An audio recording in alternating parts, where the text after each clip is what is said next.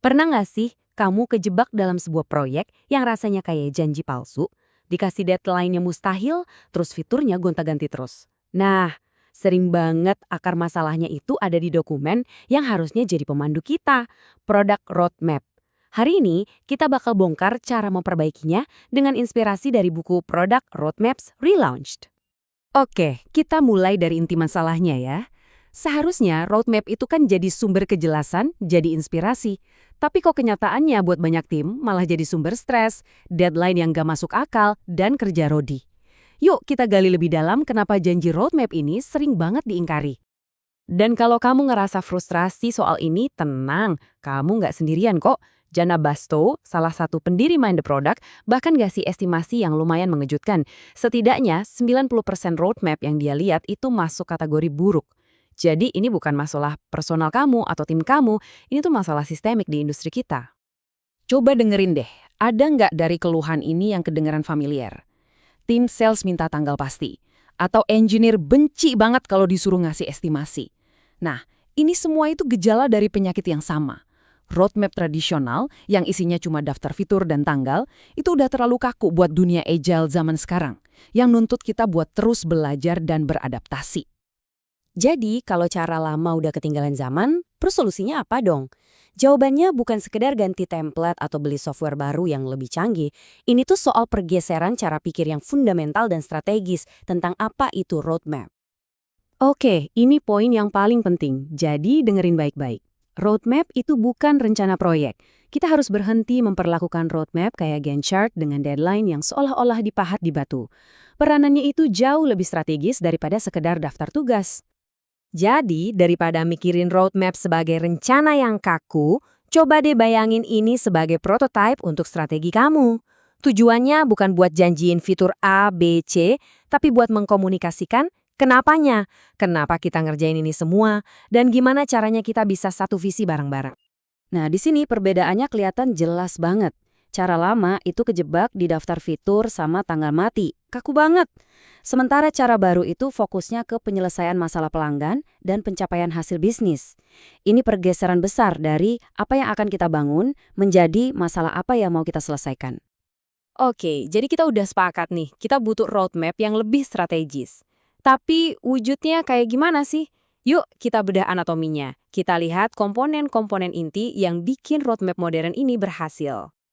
Ada 4 pilar utamanya: visi produk, tujuan bisnis, tema, dan kerangka waktu. Tapi jujur aja, yang benar-benar jadi game changer di sini adalah pergeseran dari fitur ke tema. Inilah jantung dari keseluruhan pendekatan baru ini. Gini deh contoh gampangnya. Alih-alih kamu nulis, tambahkan karet yang diperkuat di roadmap, tema besarnya adalah meningkatkan daya tahan produk. Ini langsung mengubah fokus dari output spesifik, yaitu karetnya, ke outcome atau hasil yang kita pengen kasih ke pelanggan. Biar makin kebayang, kita pakai contoh konkret dari bukunya ya, Selang Taman Wombat.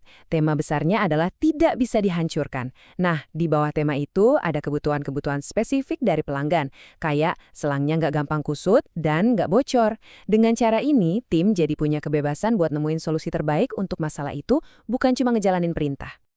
Oke, sekarang roadmap kita penuh sama tema-tema keren yang penting. Pertanyaannya, gimana cara milih mana yang harus dikerjain duluan, tanpa jatuh ke jebakan-jebakan lama? Kita semua pasti pernah lihat kan, prioritas ditentuin sama orang yang jabatannya paling tinggi. Atau karena kita panik lihat kompetitor ngeluarin fitur baru. Cara-cara kayak gini tuh reaktif, bikin produk kita ditarik ke sana-sini, jadi nggak fokus sama strategi utama. Makanya kita butuh sebuah kerangka kerja yang objektif. Dan ini dia kerangkanya. Rumusnya simple banget tapi super efektif. Nilai dibagi upaya, hasilnya adalah prioritas. Tujuannya? Gampang, buat nemuin inisiatif yang ngasih dampak paling besar dengan biaya atau usaha paling kecil. Nilai itu ya semua manfaatnya, sementara upaya itu semua ongkosnya. Coba deh kita petakan di tabel ini. Kita lihat, tidak bisa dihancurkan, nilainya emang tinggi, 5. Tapi upayanya juga besar, 4. Sebaliknya, penyimpanan mudah nilainya 4 tapi upayanya cuma 2. Hasilnya skor prioritasnya lebih tinggi. Tiba-tiba keputusan kita nggak lagi berdasarkan opini atau siapa yang paling kencang teriak, tapi berdasarkan data. Ini baru prioritas yang bisa dipertanggungjawabkan. Oke, teorinya keren banget. Tapi gimana cara kita menerapkan ini di dunia nyata tanpa bikin heboh satu kantor? Ini emang kelihatan kayak perubahan besar. Tapi kuncinya adalah mulai dari yang kecil dan bertahap. Yuk kita lihat langkah-langkahnya. Nah, 6 langkah ini bisa jadi panduan kamu. Mulai dari evaluasi diri, cari dukungan, terus edukasi tim kamu. Tapi yang paling penting atau langkah 4, mulai dari yang kecil. Coba dulu di satu tim atau satu produk. Ini bukan revolusi semalam, ini evolusi. Jadi, apa poin utama yang bisa kita bawa pulang dari semua ini? Jadi, meluncurkan kembali roadmap itu intinya adalah mengubahnya dari sekedar daftar janji-janji yang sering diingkari menjadi alat paling ampuh yang kamu punya. Alat untuk komunikasi, untuk menyatukan tim, dan pada akhirnya untuk mencapai kesuksesan yang strategis.